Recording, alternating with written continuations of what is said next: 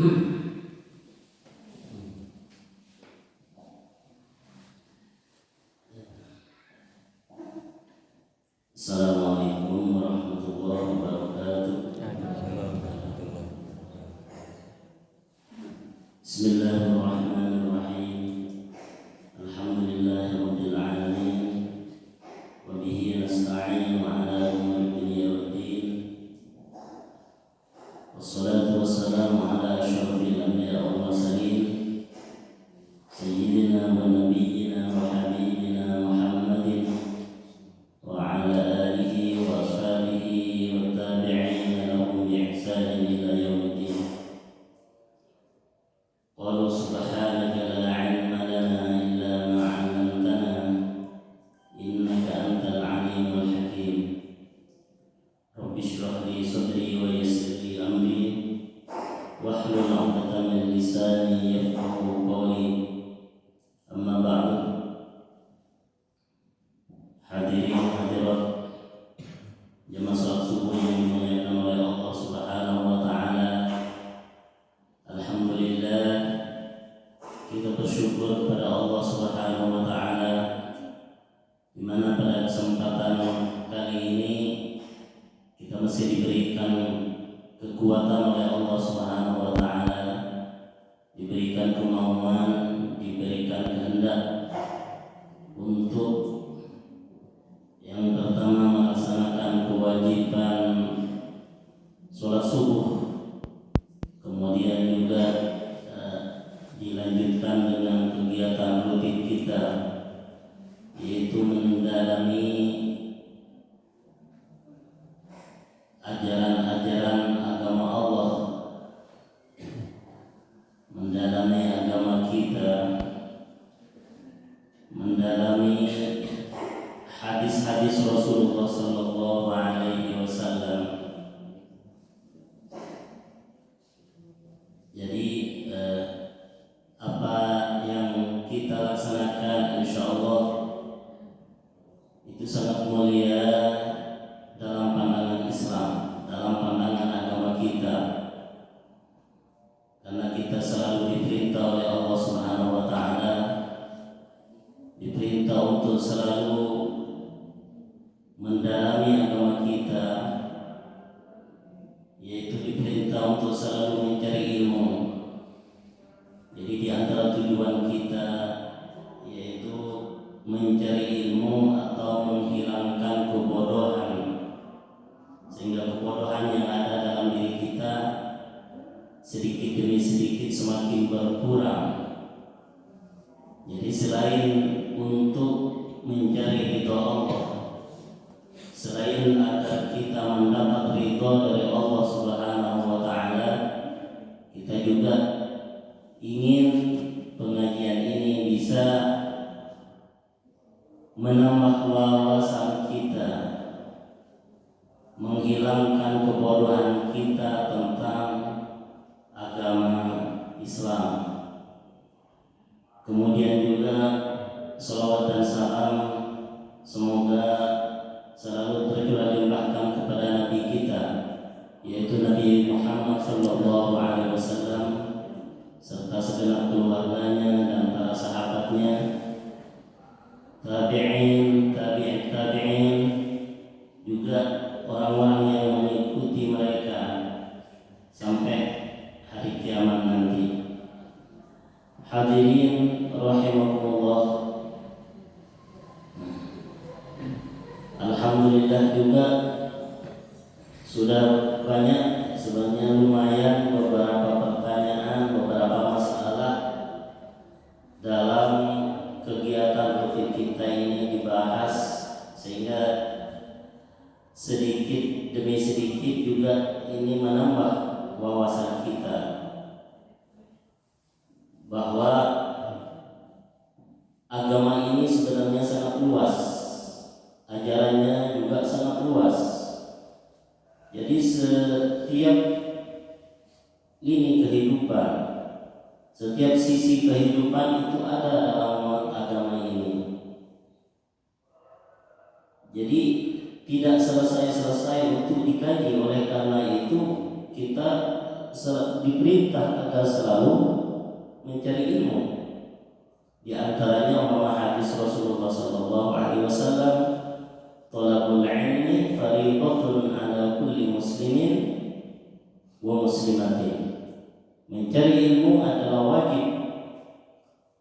wajib bagi setiap orang Islam maupun orang Islam wanita.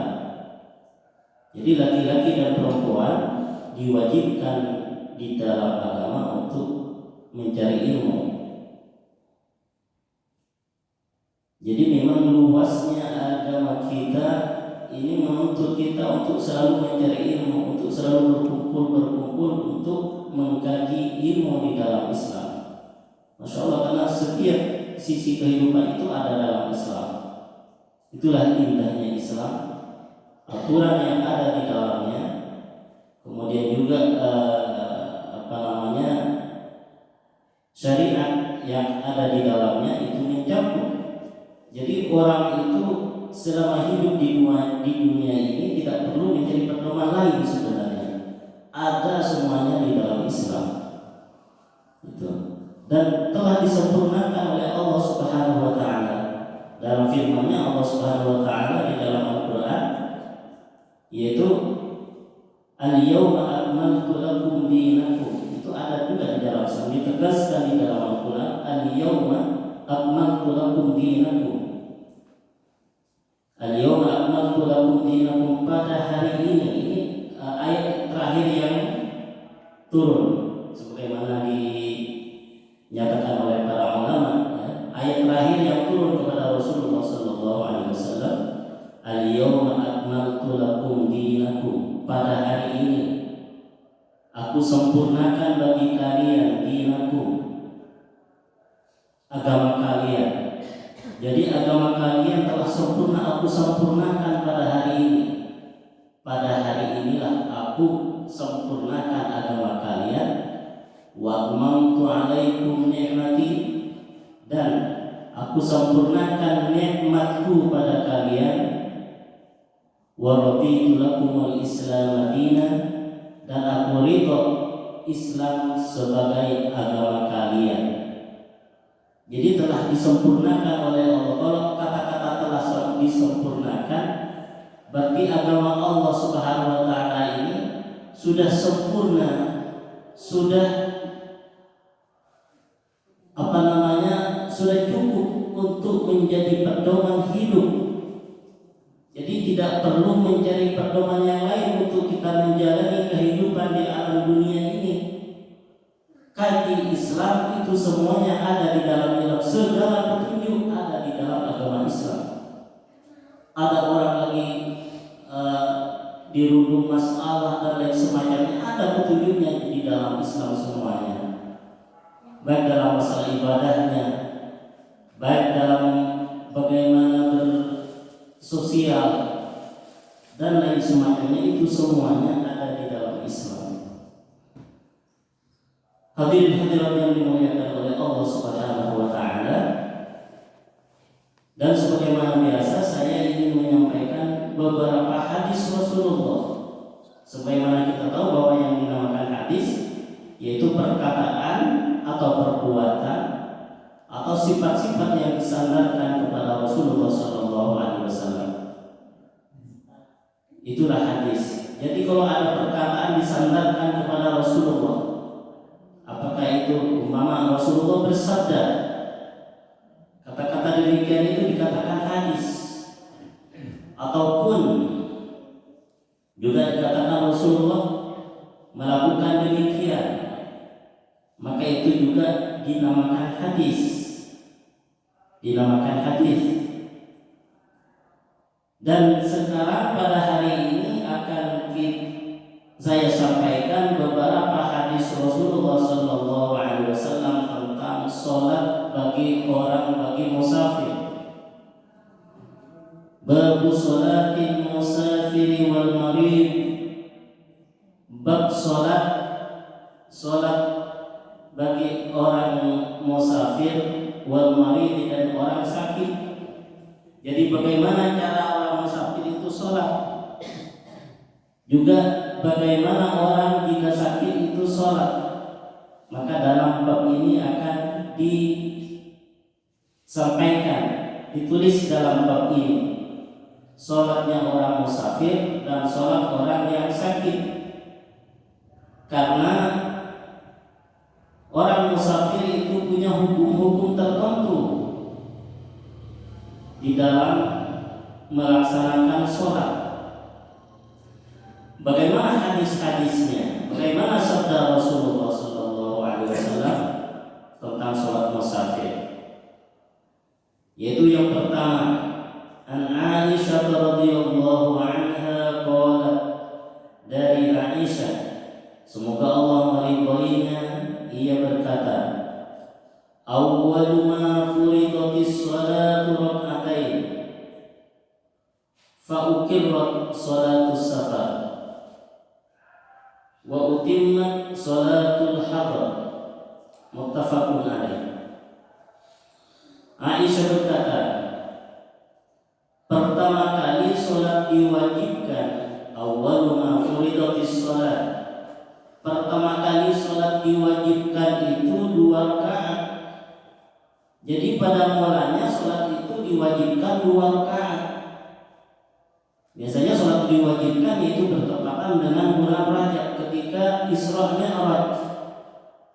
Ketika Isra Mi'raj sholat itu diwajibkan.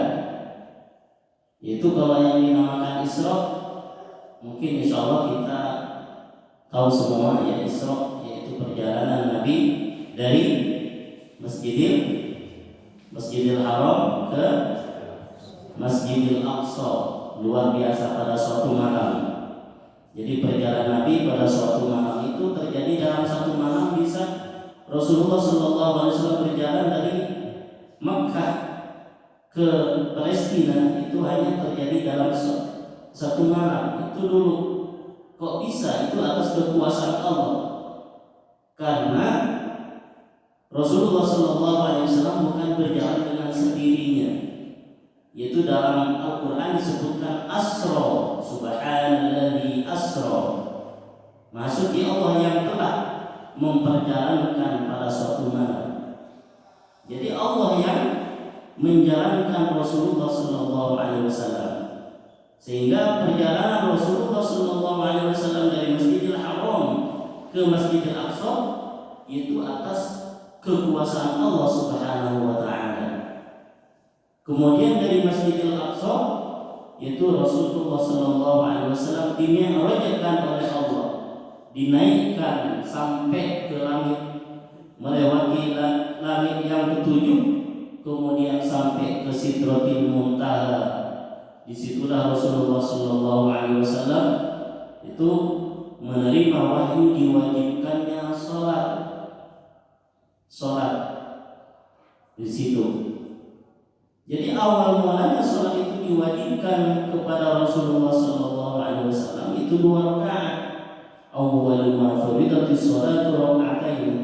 Jadi ketika awal mula sholat diwajibkan ketika di Makkah sebelum hijrah ke Madinah, yaitu dulu 2 rakaat.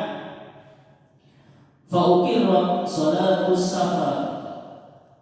Lalu yang 2 rakaat itu ditetapkan oleh Allah menjadi sholat dalam perjalanan. Jadi dalam perjalanan sholatnya itu orang 2 rakaat.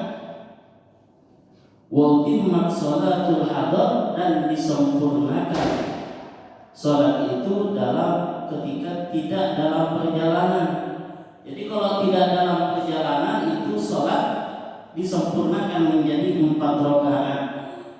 Muttafaqun alaih. Walil Bukhari, dan dalam riwayat Imam Bukhari ini ada tambahan tsumma hajar. Kemudian beliau itu hijrah ke Madinah. Jadi setelah hijrah fafuridat arba'an, maka sholat itu diwajibkan 4 rakaat. Jadi yang 4 rakaat sekarang seperti sholat zuhur, sholat asar, kemudian sholat maghrib, awal mulanya 2 rakaat sebelum hijrah. Jadi setelah Rasulullah SAW hijrah, maka jadilah 4 rakaat. dalam hadis sebelumnya disebutkan itu disempurnakan menjadi 4. Jadi setelah hijrah baru sholat zuhur 4 rakaat, baru sholat asar 4 rakaat, baru sholat isya 4 rakaat. Kemudian wa uqirat sholatus safar 'alal awal, dan sholat safar, sholat dalam perjalanan, yaitu ditetapkan seperti semula. Jadi bagaimana seperti semula, yaitu 2 rakaat. Jadi sholat safar yang 4 rakaat menjadi 2. Zada Ahmad, dalam riwayat Ahmad ditambahkan illal maghrib, kecuali maghrib. Jadi kalau dalam riwayat Ahmad ada tambahan kecuali maghrib. Fa innaha witrun nahar, karena sesungguhnya sholat maghrib tersebut yaitu witrun nahar, merupakan witir pada siang hari. Jadi pada ujung hari ditutup dengan sholat witir 3 rakaat. Karena kalau pada waktu malam itu ditutup, yang paling utama sholat waktu malam itu ditutup dengan sholat witir, sholat ganjil. Itu pada sholat di waktu malam, baik witirnya 1 rakaat atau 3 rakaat atau 5 rakaat atau 7 rakaat, itu ditutup dengan witir pada waktu malam. Kemudian waktu maghrib itu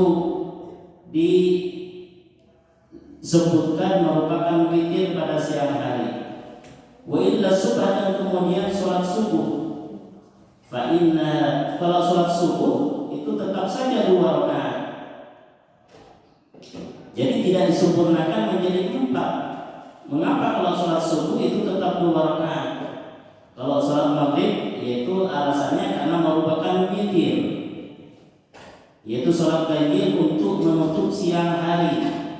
Begitu juga sholat subuh tetap tidak disempurnakan menjadi 4 rakaat, tapi tetap 2 rakaat. Fa inna tutawwalu fiha, karena dalam sholat subuh itu sholatnya panjang. Jadi memang ada perbedaan tutawwalu fiha qiraah. Dalam sholat subuh itu qiraahnya, bacaan Al-Qur'annya yaitu dipanjangkan. Jadi tetap saja ketika Rasulullah SAW hijrah, maka sholat subuh tidak disempurnakan menjadi 4 rakaat, tapi tetap saja dilakukan 2 rakaat dengan alasan di sini karena kalau sholat subuh yaitu bacaan Al-Qur'annya setelah Fatihah itu dipanjangkan. Tutawwalu fiha qira'atu, bacaan Al-Qur'annya yaitu dipanjangkan dalam sholat subuh, sehingga sholat subuh itu tetap 2 rakaat. Ini hadis berkaitan, pertama berkaitan dengan sholat musafir. Jadi di sini disebutkan bahwa sholat musafir itu yang 4 rakaat bisa dilakukan dengan 2 rakaat. Ya, kalau sholat perjalanan, jadi sholat tidak usah 4 rakaat. Namun disebutkan kita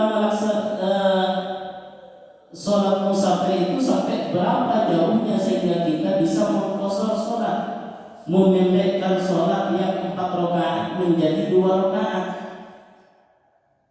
Itu dalam fikih Islam memang ada perbedaan pendapat di kalangan ulama. Ada yang pertama, ini yang sudah menjadi keputusan jumhur ulama, ya, jumhur berpendapat bahwa sholat musafir itu orang itu bisa mengqashar sholat, bisa memendekkan sholatnya apabila mencapai perjalanan mencapai 80 lebih, minimal 80 kilo kira-kira, ya, kira-kira perjalanan 80 kilometer itu sudah bisa memendekkan sholatnya. Kalau ada orang yang melakukan perjalanan sampai 80 km itu maka bisa memendekkan sholatnya. Ya. Ada ulama mengatakan 83, ada mengatakan 88 begitu. Jadi perbedaan pendapat di kalangan ulama dalam menentukan jarak tempuh. Berapa jarak tempuh yang bisa mengkosor sholat, bisa memendekkan sholatnya. Jadi umpama dari sini ke Garut, berapa kilo ke Garut? Ada 80 kilo atau ada 90 ya. Jadi itu sudah bisa kalau melakukan perjalanan dari sini, itu sudah bisa memendekkan sholatnya apabila sudah mencapai 80 kilo minimal, ya. Minimal 80 km, 83 apabila ada yang mengatakan 88 perkiraan, maka itu sudah bisa mengkosor sholat atau memendekkan sholat yang 4 rakaat menjadi 2 rakaat. Jadi yang bisa dipendekkan yang hanya 4 rakaat saja. Jadi kalau yang 3 rakaat tidak bisa dipendekkan lagi. Seperti sholat maghrib tetap saja 3 rakaat. Sholat subuh tetap saja 2 rakaat. Jadi yang bisa dipendekkan yaitu yang 4 rakaat. Seperti sholat zuhur, sholat asar, sholat isya, itu bisa dipendekkan menjadi 2 rakaat. Kemudian mana yang lebih afdal? Ya, yang lebih afdal apa dilakukan sempurna, apa dilakukan dengan dikosor atau dipendekkan? Ini juga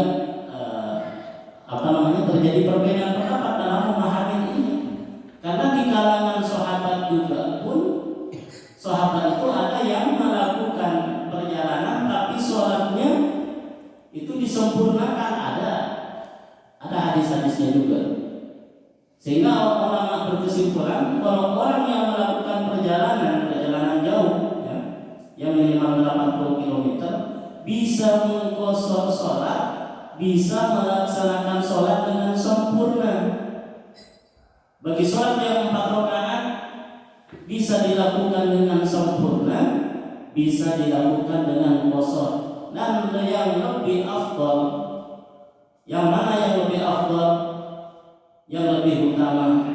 Jadi ulama banyak yang mengatakan yang lebih utama adalah yang mengqasar sholat. Itulah yang lebih utama. Mengapa? Karena ada hadis yang menyebutkan Rasulullah SAW dalam seluruh perjalanan Rasulullah SAW, Rasulullah tidak pernah melaksanakan sholat itu dengan sempurna. Maksudnya Rasulullah selalu mengqasar, ya. Tidak melaksanakan sholat dengan sempurna 4 rakaat, tidak. Seluruh perjalanan ini ada hadis yang menyebutkan demikian. Jadi karena sudah ada keringanan, ini disebut rukhsah keringanan. Karena di dalam syariat itu ada keringanan melaksanakan sholat dengan mengqasar, maka Rasulullah SAW melaksanakan sholat itu dengan qasar. Bahkan dalam seluruh perjalanan Rasulullah itu melaksanakan qasar. Jadi intinya kita sebagai umatnya itu kalau melaksanakan perjalanan jauh lebih afdal kita melakukan sholat 2 rakaat, zuhurnya, asarnya juga 2 rakaat. Maka itu ajaran Rasulullah, itu sunnah Rasulullah, bukan malah 4 rakaat yang lebih banyak, tidak. Coba itulah syariat Islam. Berarti syariat Islam itu mudah, ya. Inna dina yusrun. Sesungguhnya agama Islam itu adalah mudah. Jadi Allah tidak memberatkan hambanya. Karena dalam perjalanan itu selain mengejar waktu, ingin segera sampai kepada tujuan, juga kadang-kadang capek, maka dipermudah. Jadi kalau perjalanan dimudahkan menjadi 2 rakaat, dan itu yang lebih utama. Bukan lebih utama yang 4 rakaat. Secara akal lebih utama yang 4 rakaat. Kenapa? Karena lebih banyak rakaatnya, lebih banyak. Tapi ini juga tidak. Bukan selalu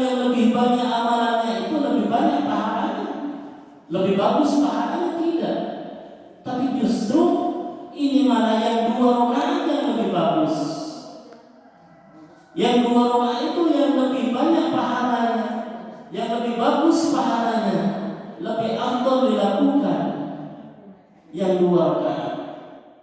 Ini pendapat mayoritas ulama yang berpendapat yang lebih afdal itu melaksanakan 2 rakaat bagi orang yang melakukan perjalanan, karena itu merupakan sedekah. Dalam sebuah hadis memang disebutkan itu sedekah tasaddaqallahu biha, itu adalah sedekah dari Allah. Allah memberikan. Jadi faqbalu sadaqatahu, terimalah sedekah Allah Subhanahu wa taala itu, terima, yaitu dengan melaksanakan sholat dikosor atau dipendekkan. Ini yang pertama di antara hukum-hukum sholat bagi musafir, ya. Kalau melaksanakan perjalanan dekat kurang dari 80 km, maka tentu kita tidak belum dibolehkan untuk memendekkan sholat. Seperti umpama perjalanan dari sini ke Nagrek baru berapa kilometer, 4 kilometer, jadi tidak. Ini yang dibolehkan minimal 80 km kira-kira, 81, 82 gitu minimal. Itu pendapat yang pertama. Pendapat yang kedua, ada yang sebagian ulama berpendapat jarak tempuh itu tidak ditentukan jarak tempuhnya berapa kilometer. Pokoknya disebut perjalanan itu sudah bisa mengqashar sholat. Pokoknya dalam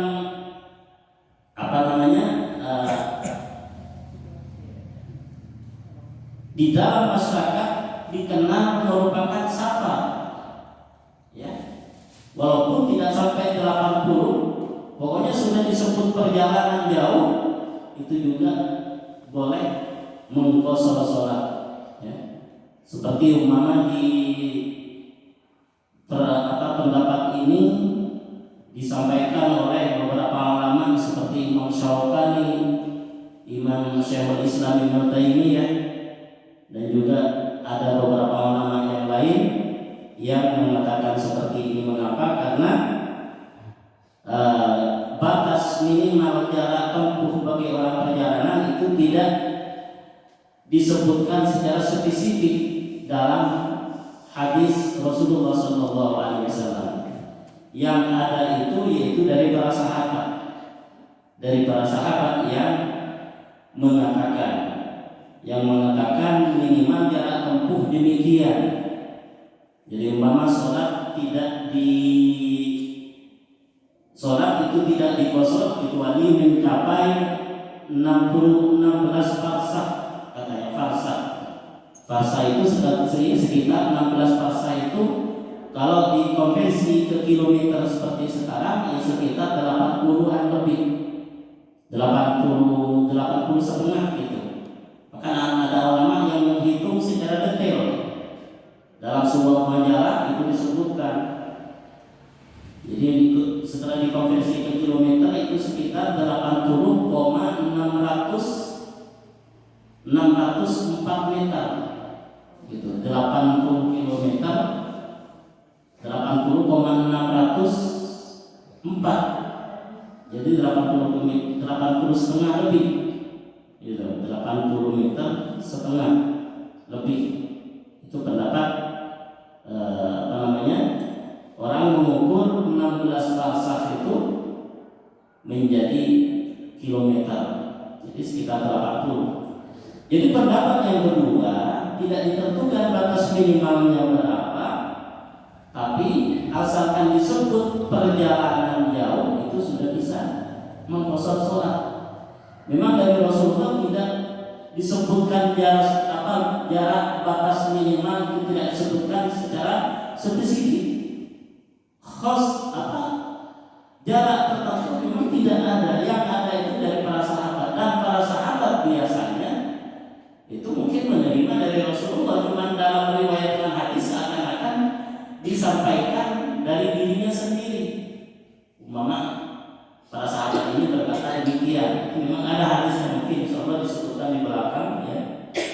hadis yang menyebutkan batas minimal perjalanan gitu. Jadi karena tidak disebutkan secara spesifik dalam hadis Rasulullah, dalam perkataan Rasulullah, maka itu disebutkan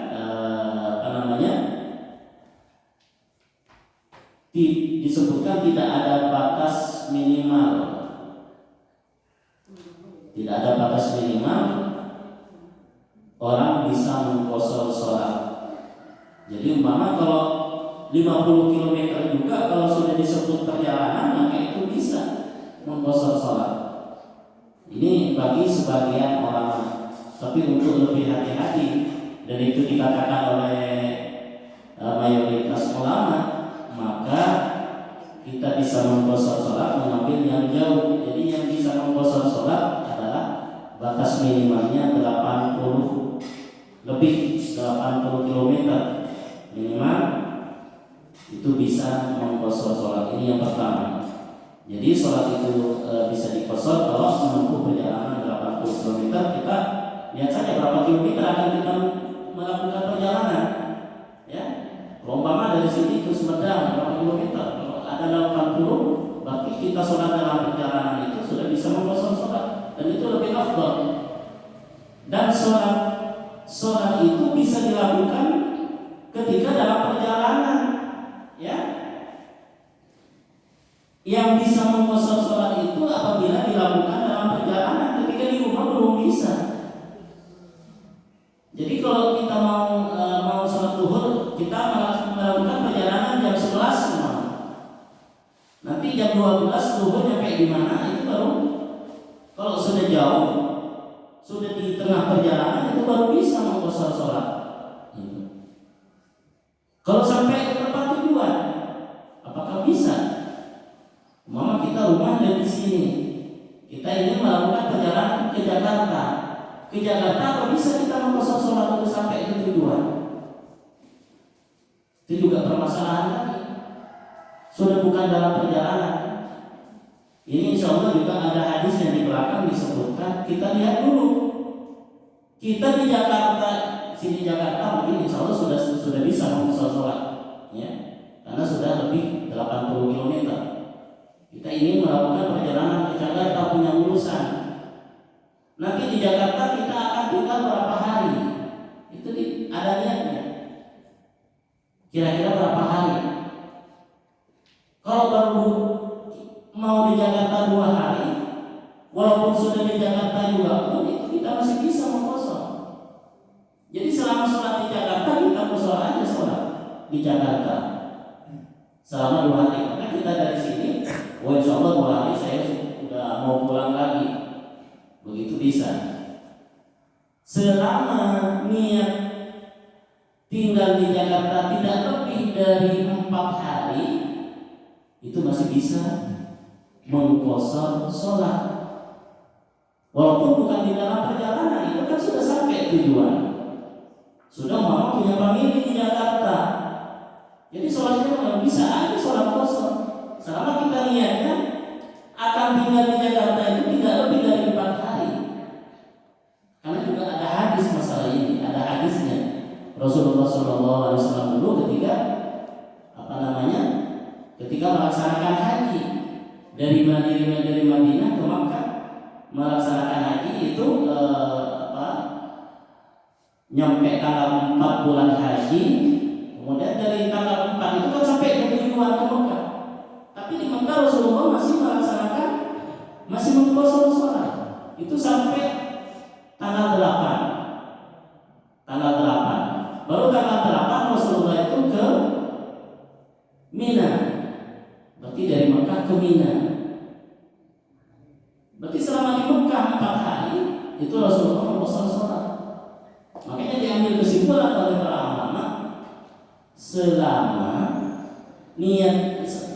selama tidak tinggal di tempat tujuan lebih dari 4 hari, maka orang masih bisa mengqashar sholat di tempat tujuan. Jadi walaupun tidak dalam perjalanan juga pun masih bisa mengqashar sholat.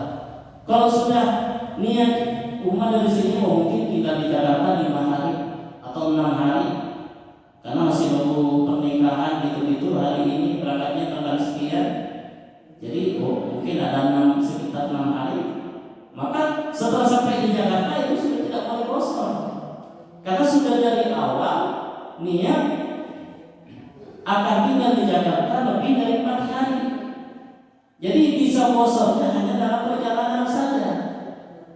Baru sampai di tempat tujuan, di situ tidak boleh lagi mengkosor sholat. Mengapa? Karena niat niat untuk tinggal di Jakarta itu hanya lebih dari 4 hari. Gitu. Begitulah di antara hukum orang melaksanakan sholat dalam perjalanan. Insya Allah juga nanti lebih jelas di akhir juga insya Allah ada hadis ini.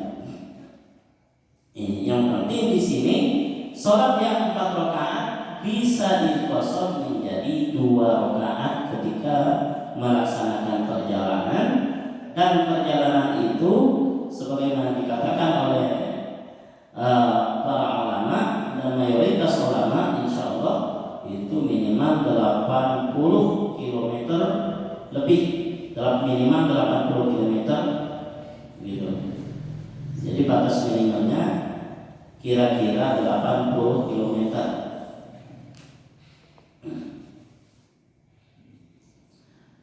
Hadis berikutnya wa an Aisyah radhiyallahu anha, ini juga diriwayatkan dari Aisyah radhiyallahu anha, semoga Allah meridainya. Anna Nabi sallallahu alaihi wasallam, sesungguhnya Nabi Muhammad sallallahu alaihi wasallam kana yaqsuru fis safar, beliau mengqasar salatnya dalam perjalanan, wa yutimmu, dan menyempurnakan salatnya. Nah ini juga kalau menurut hadis ini ya, kata Aisyah, Rasulullah itu mengqasar salat dalam perjalanan dan menyempurnakan salatnya menjadi 4 rakaat katanya. Wa yasumu wa yuftir, dan berpuasa, wa yuftir dan tidak berpuasa ketika melakukan perjalanan. Ya, kadang-kadang Rasulullah berpuasa, kadang-kadang Rasulullah tidak berpuasa dalam melaksanakan perjalanan. Rawahu Daraqutni, diriwayatkan oleh Daraqutni, wa rawatuhu thiqat, dan para rawinya itu terpercaya, illa annahu ma'dulun, kecuali hadis ini ada cacatnya. Wal mahfudhu an Aisyah min fi'liha, dan yang mahfudh yaitu dari Aisyah, dari perbuatan Aisyah. Sebenarnya yang benar katanya di sini bukan perbuatan Nabi, tapi hadis ini dari perbuatan Aisyah. Jadi yang benar, karena hadis kalau dikatakan ini perbuatan Nabi, ini ada cacatnya, begitu. Ada cacatnya karena yang riwayat-riwayat yang lebih kuat, Rasulullah Shallallahu Alaihi Wasallam dalam seluruh perjalanannya itu mengqasar sholat.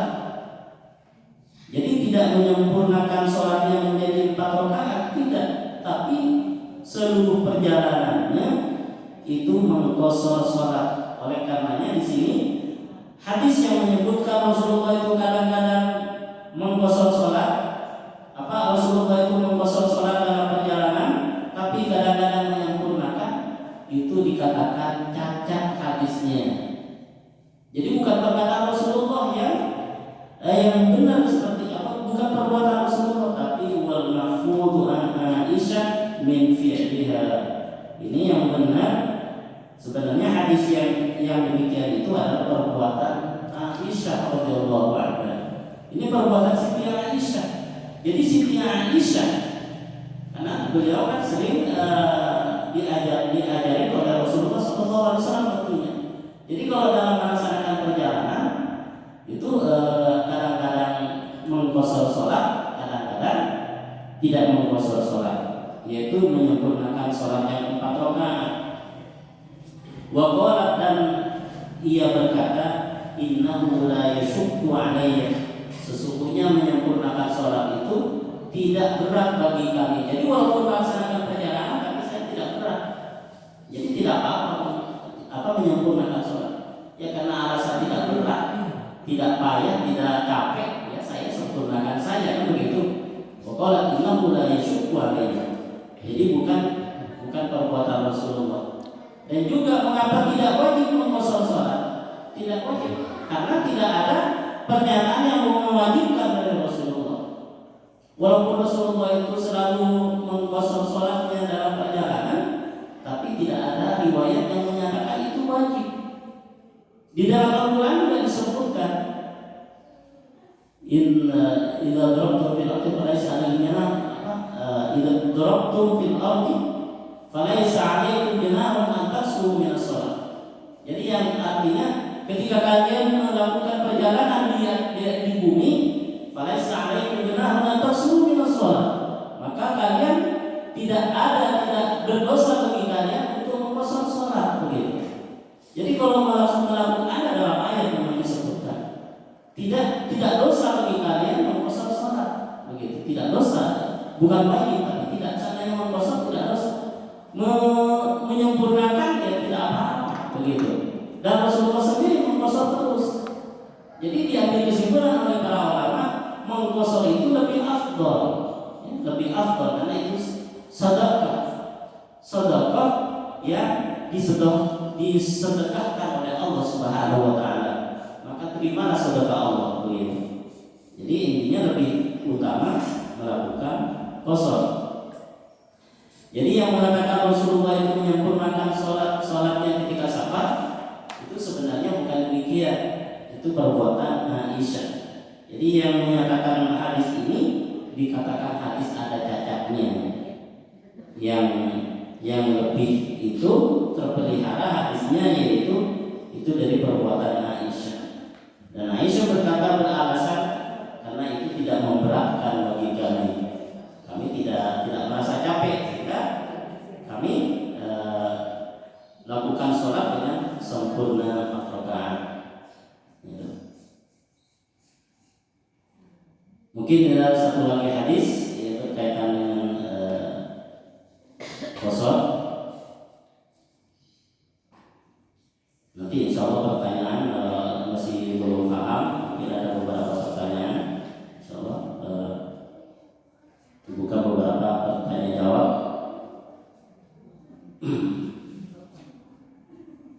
Hadis berikutnya wa Ibnu Umar radhiyallahu ta'ala anhu. Dari Ibnu Umar radhiyallahu ta'ala anhu, semoga Allah meridainya keduanya, yaitu Abdullah dan Umar. Wa Ibnu Umar, dari Ibnu Umar. Ibnu Umar maksudnya Abdullah Ibnu Umar, Abdullah bin Umar. Semoga Allah meridai keduanya. Qala Ibnu Umar berkata, qala Rasulullah sallallahu alaihi wasallam. Rasulullah sallallahu alaihi wasallam bersabda. Ini berarti hadis ya. Karena Ibnu Umar dengan jelas menyatakan bahwa ini sabda Rasulullah. Bagaimana sabda Rasulullah yang disampaikan oleh Ibnu Umar? Sabdanya, Innallaha ta'ala yuhibbu an tu'ta rukhasahu. Sesungguhnya Allah Subhanahu wa ta'ala yuhibbu cinta, yuhibbu senang jika keringanan-keringanannya dilaksanakan. Ini jika keringanan-keringanan yang diberikan oleh Allah Subhanahu wa ta'ala itu dilaksanakan, Allah senang. Ya, Allah senang jika keringanan-keringanannya, rukhsah-rukhsahnya itu dilaksanakan. Jadi intinya seperti tadi, karena qashar itu merupakan rukhsah dari Allah. Asalnya ya melaksanakan sholat yaitu 4 rakaat. Kemudian melaksanakan dalam kondisi perjalanan, maka ada rukhsah melaksanakan sholat 2 rakaat. Itu rukhsah dari Allah. Kemudian di sini disebutkan Allah Subhanahu wa taala itu lebih senang. Allah Subhanahu wa taala senang apabila rukhsahnya itu dilaksanakan. Jadi berarti lebih utama melaksanakan sholat qashar, lebih utama. Itu lebih disenangi oleh Allah Subhanahu wa taala daripada melaksanakan sholat dengan sempurna 4 rakaat. Kama yakrahu an tu'ta maksiatuhu, sebagaimana ia benci apabila maksiatnya itu dilaksanakan. Maksiat kepada Allah dilaksanakan maka Allah benci. Tapi rukhsahnya ketika dilaksanakan Allah senang. Rawahu Ahmad. Hadis ini diriwayatkan oleh Imam Ahmad.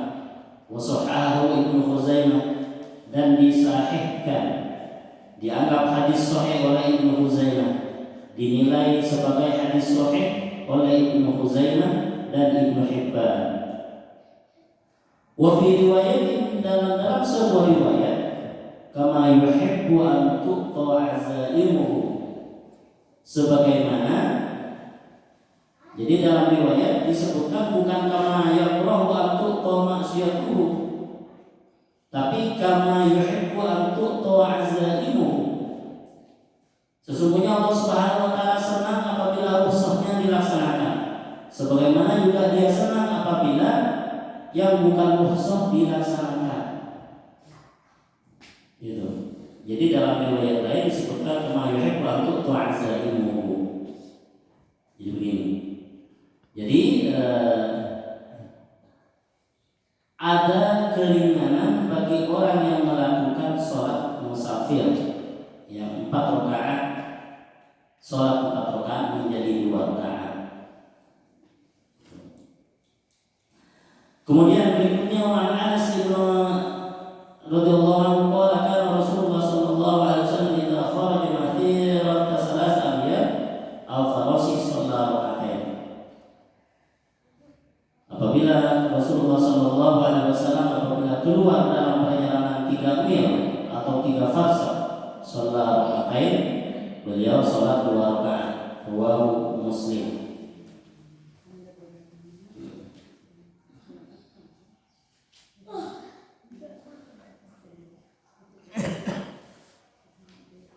Oh, ini ada hadis satu lagi berkaitan. Wa anhu dari Anas radhiyallahu anhu qala kharajna ma Rasulillah sallallahu alaihi wasallam, kami keluar bersama Rasulullah sallallahu alaihi wasallam dari Madinah ila Makkah, dari Madinah ke Makkah. Keluar dari Madinah ke Makkah melakukan perjalanan, kata Abdullah bin Umar, melakukan kata Anas. Kata Anas, kami bersama Rasulullah SAW melaksanakan perjalanan dari Madinah ke Makkah. Bagaimana dalam perjalanan? Fakana yusolli raka'atain, maka beliau melakukan sholat 2 rakaat. Jadi sholatnya Rasulullah selama perjalanan dari Madinah ke Makkah, beliau itu selalu mengqashar sholatnya 2 rakaat, hatta waja'na ila Madinah, sampai kami kembali lagi ke Madinah. Muttafaq alaih. Jadi sampai pulang lagi ke Madinah, sholatnya Rasulullah 2 rakaat bagi yang 4 rakaat.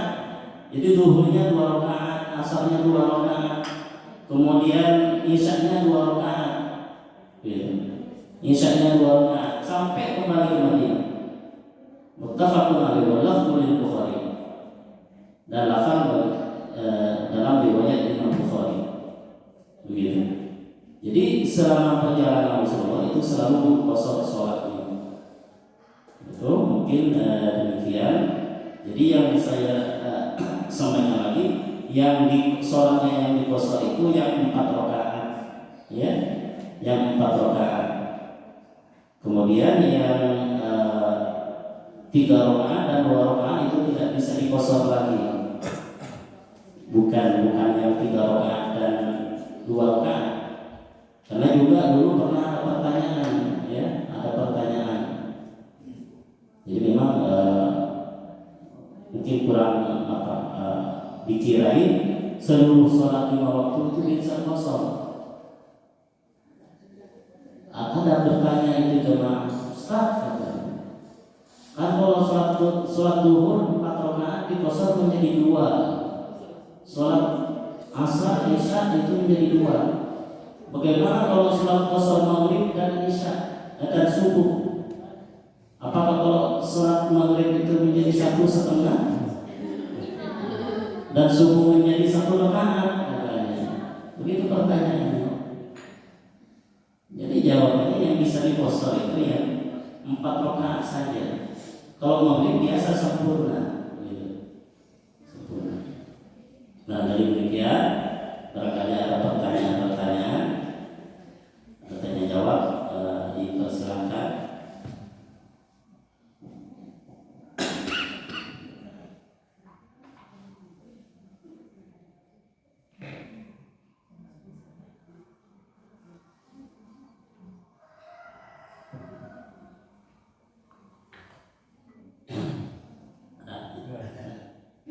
Bismillahirrahmanirrahim. Assalamualaikum warahmatullahi wabarakatuh.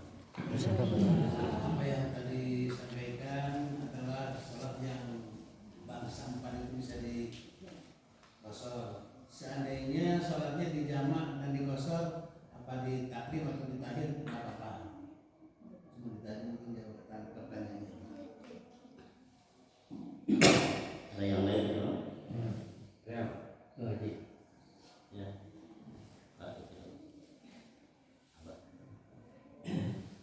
Ini khusus untuk laki-laki ya. Kalau tumit kelihatan, kata-kata kelihatan dari orang kan tidak jadi benarkan ya. Itu sholat ya. Itu kan satu, dua, penutup kepala yang menghalang jidat katanya juga disalahkan juga. Tidak apa soal asal bisa ditarik ke maghrib, karena ada yang mengatakan tidak boleh karena itu sudah berganti hari. Sholat asar digeser ke maghrib, Ya. maksudnya dijamak maksudnya. Ya. Dijamak dengan maghrib. Ya.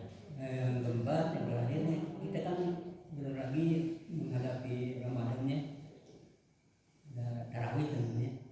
Nah kalau kita tarawih di rumah sendirian, apakah harus dijalankan atau tidak? Ya. Nah itu aja. Karena itu menurut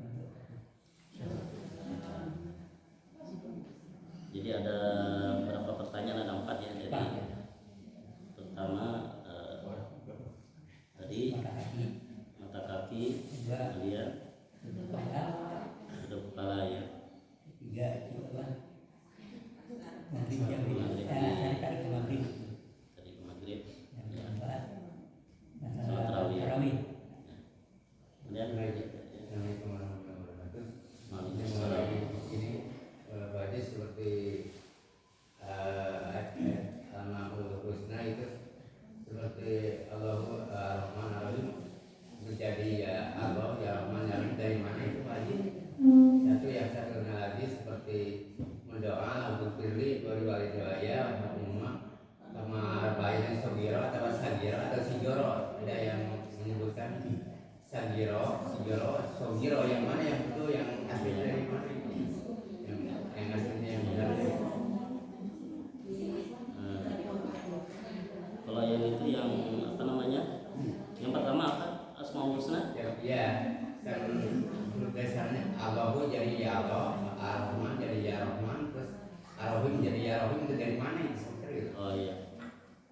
Yang duanya adalah yang walidaya, orang umat, sama Rabbain ada yang juga sagiro, sigoro, ada sogiro, yang mana yang betulnya gitu. Assalamualaikum warahmatullahi wabarakatuh. Waalaikumsalam warahmatullahi wabarakatuh. Baiklah, mungkin nikah dulu yang ada 3 penanya. Yang pertama, sholat qashar apakah juga bisa menjamak sholat? Itu kita bisa, insyaallah nanti hadisnya mungkin kita baca pada pertemuan berikutnya, yaitu insyaallah minggu depan. Jadi dalam melaksanakan sholat perjalanan itu selain diqashar juga bisa dijamak gitu. Cuman insyaallah hadisnya ini ada minggu depan. Dijamak sholatnya, dikumpulkan. Jadi zuhur dikumpulkan dengan asar. Jadi ketika maksudnya zuhur bisa ditarik, asar bisa ditarik ke depan ke waktu zuhur. dan bisa dikosor itu juga. Jadi ketika sholat asar nggak usah sholat lagi karena sudah dilakukan di waktu sholat zuhur, gitu. Jadi mama sholat zuhur udah dikosor 2 rakaat, tapi ini sudah dalam perjalanan bukan di rumah. Ya. Mama kalau dari sini mau ke Cirebon, jadi mungkin sholat kosor ketika di Tanjung Sari, gitu. Sholat di situ, sholat zuhur 2 rakaat, kemudian sekaligus dengan sholat asarnya di situ. Padahal waktu masih mama sholatnya jam 1 mama, padahal masih jam 1, itu bisa, itu namanya kosor. Atau nanti diundur sholatnya, pada waktu zuhur nggak sholat. Jadi mungkin sholatnya nanti nyampe Sumedang, di Malaka atau nyampe kemana Majalengka udah waktu asar. Jadi pada waktu zuhur nggak sholat. Jadi zuhurnya ditunda ke waktu asar, itu bisa.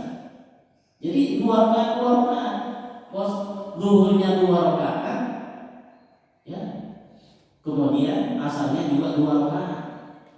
Jadi ada 2 keistimewaan bagi orang yang melaksanakan safar, perjalanan.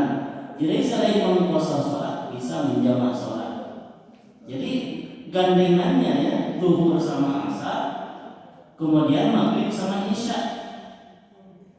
Jadi kalau maghrib itu pasangannya dengan isya. Jadi maghrib bisa isya ditarik ke depan, dilaksanakan di waktu maghrib, atau maghrib diundur ke waktu isya. Jadi kalau maghrib juga tidak bisa dikosor, ya jelas 3 rakaat.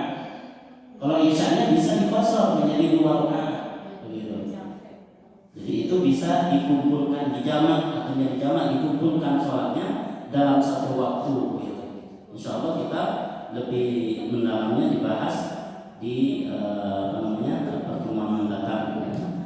Ada hadis-hadisnya juga, yang penting itu bisa, dan hadis-hadisnya kita belajar, hadis-hadisnya dan tata caranya juga insya Allah ada, bagaimana seharusnya, apakah sholatnya mana yang harus didahulukan, mana yang harus itu, apakah bisa mendahulukan sholat zuhur atau sholat asarnya juga didahulukan, begitu. Tata caranya insya Allah disebutkan dalam beberapa hadis, dan insya Allah kita baca pada pertemuan pertemuan berikutnya. Jadi yang pertanyaan yang kedua itu mengenai mata kaki. Ketika sholat, apa sah sholatnya gitu? Apakah sah sholatnya kalau mata kaki ini, kalau laki-laki, kalau perempuan harus ditutup? Ya, harus ditutup. Jadi semuanya harus ditutup, tertutup sampai telapak kaki. Kalau perempuan itu harus ditutup, gitu. Jadi kalau laki-laki, kalau mata kaki, apakah sah sholatnya? Ya tidak apa-apa, walaupun terbuka mata kaki, tidak apa-apa. Bahkan juga ada riwayat ya, yang diambil oleh sebagian orang itu, mata kaki itu tidak boleh ditutup. Mata kaki ada riwayat yang menyatakan. Jadi mengapa orang itu yang katakanlah orang itu punya berjalan cingkrang atau orang sekarang, itu sebenarnya memang komitmen menjalankan hadis Rasulullah SAW. Itu memang bagian dari ajaran sunnah Nabi sebenarnya, ya, bukan orang sembarangan gitu. Mengapa? Karena hadis Rasulullah SAW, ma asfala 'anil ka'bain fa huwa finnar, kata Rasulullah. Yang di pakaian yang di bawah mata kaki itu di dalam neraka. Itu yang diambil oleh orang sebenarnya. Ya. Jadi yang di bawah mata kaki pakaian itu justru itu yang dalam neraka. Jadi tidak boleh ditutup mata kaki kalau dalam ajaran agama Islam. Namun ada riwayat lain yang mengatakan lagi. Ini juga terjadi perbedaan. Kenapa? Karena menganalisa sebuah hukum itu bukan hanya satu hadis yang dipakai, begitu. Ada riwayat lain menyatakan bahwa kalau itu yang di bawah mata kaki itu karena takabur, karena sombong, begitu. Itu yang tidak boleh, itu sombong. Kalau tidak sombong katanya tidak apa-apa, begitu. Jadi khayala karena ada kesombongan itu yang tidak dibolehkan itu kalau sombong katanya, sampai menutupi mata kaki. Kalau tidak sombong berarti intinya tidak apa-apa begitu. Tapi orang yang lebih hati-hati tetap saja itu tidak menutupi kakinya karena takut fitnah. Jadi dibiarin aja, kalau mau bikin jalan aja diatasin jalanannya dan tidak sampai menutup mata kakinya. Lebih mengambil pada hadis Rasulullah SAW, ma asfala 'anil ka'bayn fa huwa finnar. Apa pakaian yang di bawah mata kaki, jadi menutupi mata kaki, fa huwa finnar, pakaiannya di dalam neraka begitu. Tapi karena beralasan ada riwayat lain yang mengatakan itu yang di bawah mata kaki itu karena kalau ada kesombongan itu yang finnar, sehingga terjadi perdebatan di kalangan ulama. Yang hati-hati tetap saja tidak mau khayala, mau sombong, mau tidak, tetap saja di atas di atas mata kaki gitu.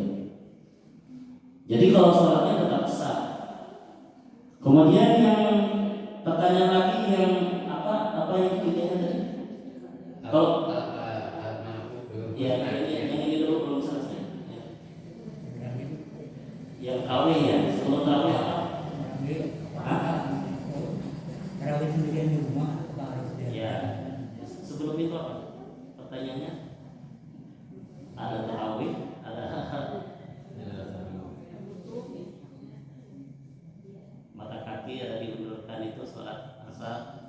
Ya udah Terus semua ya? Tinggal tarawih ya? Oh iya, tinggal tarawih. Nah, bagaimana tarawih kalau sholat sendirian di rumah? Mama sudah udzur untuk pergi ke masjid, sholat tarawih akan juga dijaharkan. Ya dijaharkan saja, tidak dijaharkan juga tidak apa-apa. Dijaharkan maksudnya asalkan kedengaran dirinya sendiri. Jadi tidak harus dijaharkan mungkin, asalkan kedengaran pada dirinya sendiri. Seandainya ada orang yang di sampingnya itu mendengar, ada orang yang di sampingnya itu mendengar juga, sekedar mendengar itu bacaannya, itu sunnahnya. Seandainya tidak dijaharkan juga tidak apa-apa, tidak dijaharkan gitu. Kemudian yang pertanyaan berikutnya yaitu dalam doa ada Rabbil firli wal walidayya warhamhuma kama rabbayani shaghira. Tapi ada doa lagi, Allahumma ighfir lana wal walidayna warhamhuma kama rabbawna shighara. Apa shighara? Apa shaghira? Gitu. Shighara apa shaghira? Begitu pertanyaannya. Jadi begini, ini berkaitan dengan bahasa Arab, ya, berbahasa Arab. Bagaimana dalam bahasa Arab? Kalau doanya itu untuk sendirian, diri sendirian, bukan jadi imam, untuk diri sendiri, maka tentu Rabbil firli, li bukan lana. Itu kalau sendirian, Rabbil firli wali walidayya itu sendiri. Rabbil firli, ya Tuhanku, ampunilah aku dan kedua orang tuaku, bukan kami, tapi bukan kita. Itu Rabbil firli wali walidayya. Kemudian warhamhuma, dan rahmati mereka, kama rabbayani shaghira, sebagaimana mereka merawatiku shaghira pada waktu kecil, ketika aku waktu kecil. Jadi shaghira, ya, apa lafaznya shaghira kalau untuk diri sendiri? Karena kama rabbayani, ni itu kan aku sendirian. Jadi berarti bahasanya shaghira ketika aku waktu kecil. Jadi bahasanya shaghira. Kalau umpama berdoa dan diaminkan oleh jemaah yang lain, maka doanya jangan pakai doa untuk diri sendiri. Jadi doanya harus memakai untuk semua harus yang berdoa untuk itu harus tahu juga karena diaminkan. Nanti doanya untuk diri sendiri yang lain gak kebagian, memang kebagian amin saja. Begitu. Kenapa? Karena yang dimintakan hanya untuk dirinya sendiri, seperti Allahumma inni as'aluka. Kalau as'alu itu untuk diri sendiri. Jadi kalau banyak pakai nas'al, Allahumma inna, bukan ini untuk sendiri, tapi harus inna. Allahumma inna nas'aluka.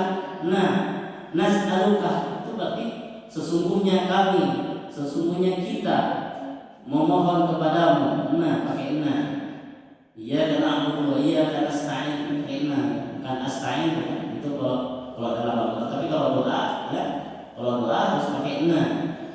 Nah, nanti pada doa untuk kedua orang tua, jadi bacaannya Allahumma ighfir lana, bukan li, tapi Allahumma ighfir lana wa liwalidina. Allahumma ighfir lana, ya Allah, ampunilah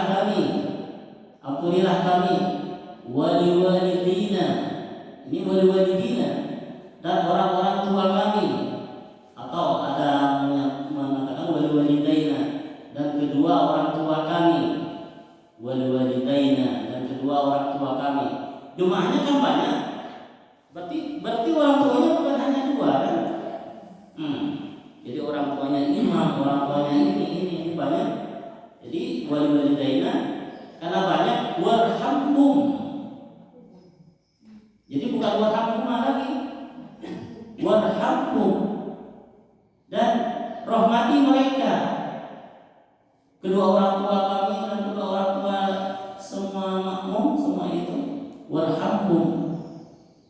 Kemudian kama rabbauna, rabbau, sebagaimana mereka merawati. Jadi bukan rabbayana lagi, tapi rabbau, rabbauna, bukan ini tapi na, kama rabbauna siwaro, itu siwaro, begitu. Jadi pakai siwaro, sebagaimana mereka merawati kami ini. Jadi bukan ini lagi, tapi kami, sebagaimana mereka merawati kami, ya. Karena kami maka siwaro, bukan sogiro, kama rabbauna sogiro, kama rabbauna siwaro, siwar, sebagaimana mereka merawati kami siwaro pada waktu-waktu kecil-kecil kami. Sogir itu kecil. Tapi berarti kalau ini itu sogiro, kalau siwaro itu berarti nah, kama rabbauna siwaro, gitu sifat doanya. Bisa dipahaminya? Jadi untuk biasanya untuk berdoa bukan hanya untuk diri sendiri. Kemudian pertanyaan berikutnya, berapa rakaat kalau mau sholat tahajud, waktunya dan pukul berapa? Sholat tahajud tidak ada batasan berapa rakaatnya. Jadi dilakukan 2 rakaat terus gitu. Berapa waktunya? Yang penting sholatul laili mathna. Jadi kata Rasulullah, sholat malam itu 2 rakaat. Dan banyaknya tidak berapapun. Bisa 10 rakaat, bisa 12, bisa berapa. Pokoknya 2 rakaat. Dan harus dilakukan waktunya pukul berapa? Waktu sholat tahajud. Ada sholat malam, ada sholat tahajud. Kalau sholat malam ya pukul berapa aja bisa melaksanakan sholat malamnya. Habis sholat isya umpama jam 9, jam 10 itu bisa. Kalau sholat tahajud, biasanya kalau sholat tahajud ini sholatnya dilakukan setelah tidur. Walaupun sebentar, itu sudah bisa melaksanakan sholat tahajud. Tidur, ya, tidur dulu, bangun jam 2, bangun jam 2, jam 3, itu melaksanakan sholat tahajud. Kalau mau melaksanakan sholat malam, walaupun tidak tidur juga, itu tidak apa-apa sholat melaksanakan sholat pada waktu malam. Karena kalau sholat itu waktunya tidak tergantung, pokoknya waktu malam bisa melaksanakan sholat, ya, waktu malam. Maka namanya sholat tahajud. Atau mungkin tidak diketahui namanya, jadi sholat mutlak namanya. Walaupun antara maghrib sama isya, setelah sholat sunat, ya, sholat sunat ba'diyah, itu masih mau beribadah dengan sholat. Karena mungkin mau beribadah wiritan udah atau apa. Kalau saya mau sholat aja, sholat apa? Sholat aja, sholat mutlak. Sholat tidak ada namanya. Jadi sholat sunat mutlak namanya, itu tidak apa-apa dilaksanakan sampai sholat isya 2 rakaat begitu. Namanya sholat sunat mutlak. Sholat sunat yang tidak ada namanya, begitu bisa. Ya. Jadi sholat tahajud itu waktunya pukul berapa? Jadi yang penting setelah tidur, ya, pertama. Namun yang lebih afdal melakukan sholat malam itu sepertiga terakhir. Itu yang afdal, sekitar setengah 3, jam 3. Itu afdalnya ibadah pada waktu malam. Sebelum itu tidak apa-apa. Sebelum itu masih jam 1 sudah sholat, jam 12 juga sudah sholat malam. Itu sholat tahajud jam 12 malam karena sudah tidur. Atau tidak tidur ya sholat aja, sholat malam gitu. Jadi namanya bukan sholat tahajud. Karena sebagian ulama mengatakan kalau sholat tahajud itu harus tidur dulu walaupun sebentar. Tidak tidur sampai jam 2 malam. Jam 12 malam tidak tidur daripada ngayal-ngayal terus, ya butuh aja sholat gitu. Jadi mungkin sholat malam namanya. Atau sholat mutlak tidak dinamakan. Bagaimana ya Allah Akbar, saya ingin sholat sunat mutlak gitu. Begitu. Dan yang mau sholat sunat mutlak, sholat yang tidak ada namanya 2 rakaat gitu. Yang kedua, berapa rakaat kalau mau sholat duha, waktunya pukul berapa? Sholat sunat mutlak, sholat duha ini juga disunahkan, dilakukan setiap hari bagus. Kadang-kadang juga tidak apa-apa. Ya, sholat duha. Jadi waktu sholat sunat duha itu sekitar apabila sudah tidak diharamkan melaksanakan sholat setelah terbit matahari. Kalau terbit matahari baru terbit itu diharamkan sholat, gitu, baru terbit. Jadi baru bisa di sekitar 15 menit atau 20 menit dari terbitnya matahari, atau dikatakan sekitar qadra rumhin, sekitar 1 tumbak. 1 tumbak maksudnya ketinggian matahari dari ufuk timur itu ada tinggi sedikit. Ya, matahari itu sudah bisa melaksanakan sholatnya sekitar 15 menit atau ulama ada mengatakan 20 menit gitu. Sekitar itu sudah bisa melaksanakan sholat duha. Seperti sholat itu kan sholat Id itu kan masih pagi-pagi sudah dilaksanakan. Itu sebelum itu berarti masih haram melaksanakan sholat. Jadi setelah itu sudah bisa melaksanakan sholat. Karena ada 5 waktu yang diharamkan melaksanakan sholat. Ini juga ada dalam hadis. Ada 5 waktu, di antaranya yaitu setelah terbit matahari sampai terbit matahari itu sekitar 1 tumbak. 1 tumbak sekitar, ada ulama mengatakan sekitar 15 menit, 16 menit, ada mengatakan 20 menit, baru itu bisa.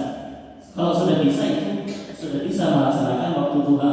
Dan waktu duha itu waktunya sampai sebelum azan zuhur. Sebelum azan zuhur sekitar ya segitu juga 15 menit atau 20 menit gitu. Jadi kalau udah azan zuhur kurang 5 menit itu sudah tidak bisa. Kurang 5 menit, kurang 10 menit itu sudah tidak bisa. Itu sudah masuk waktu haram. Haram melaksanakan sholat kecuali hari Jumat. Kalau hari Jumat bagi laki-laki tidak apa-apa, gitu. Tidak apa-apa kalau hari Jumat.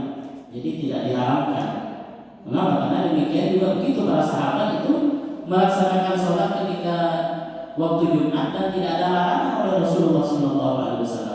Jadi sudah tidak masuk waktu haram apabila pada sholat Jumat, begitu. Kalau bukan sholat Jumat, maka kira-kira kurang 15 menit atau 20 menit itu tidak bisa. Jadi waktunya demikian sholat duha. Dan berapa rakaat? Paling sedikit 2 rakaat. Paling sedikit 2 rakaat. Kemudian mau 2, afdalnya itu kalau nggak keliru 8 rakaat. Jadi 2, 2, 2, 2.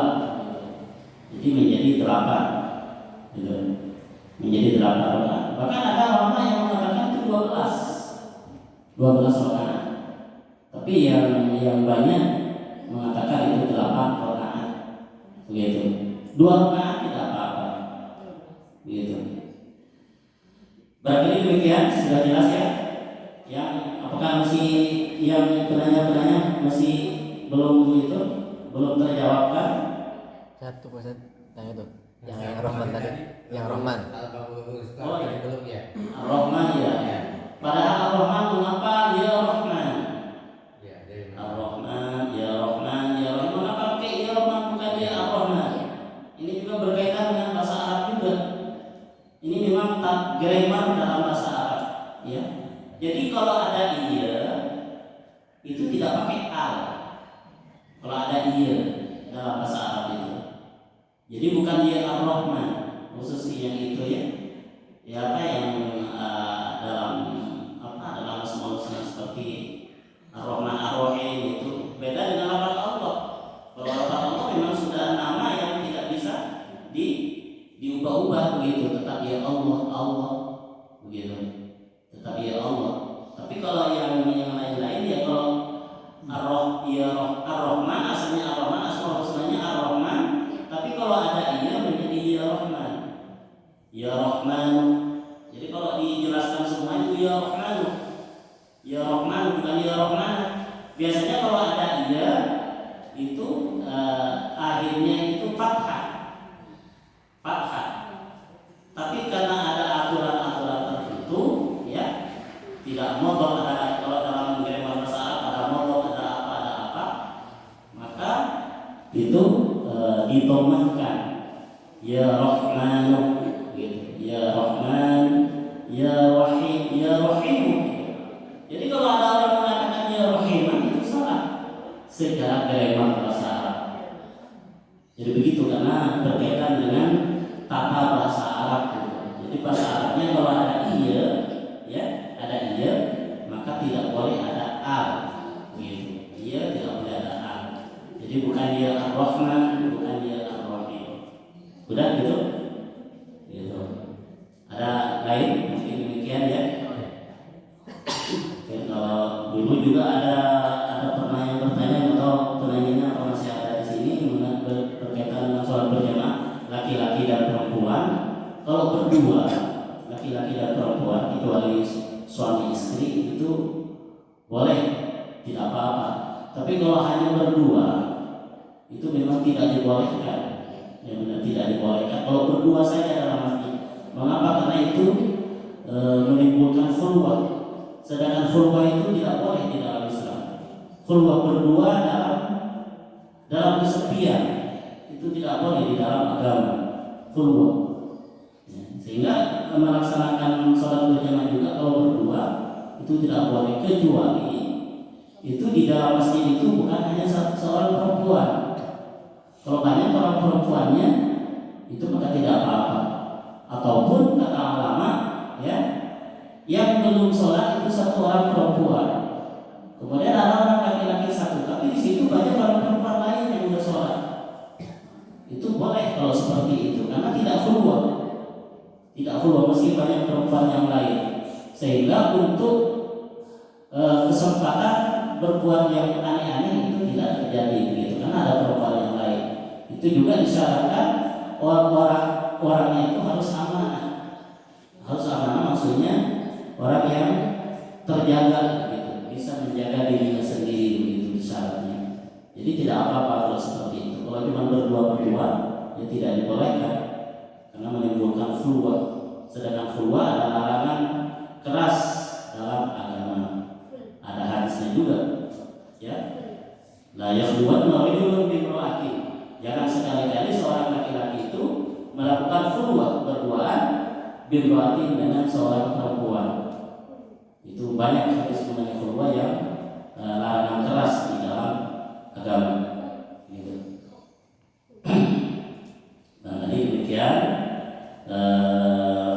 permasalahan-permasalahan yang jawab, insyaallah kita kalau ada waktu masih kita bisa laksanakan pada pertemuan-pertemuan berikutnya, terutama juga nanti mengenai puasa juga, agar kita menjalankan ibadah puasa itu dengan ilmu, dengan basirah.